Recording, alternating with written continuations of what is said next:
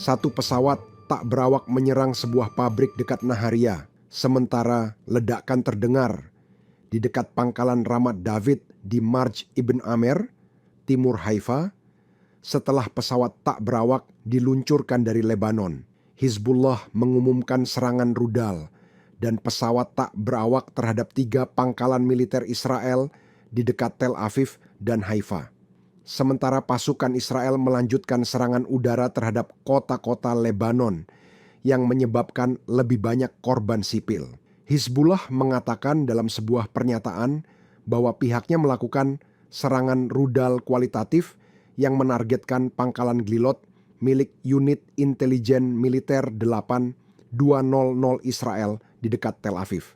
Selain itu, pangkalan industri militer Zevulon di utara Haifa terkena serangan rudal 2 kali, dan 1 skuadron pesawat tanpa awak bunuh diri menyerang pangkalan udara Palmachim di selatan Tel Aviv, yang dilaporkan mengenai sasaran mereka dengan akurat.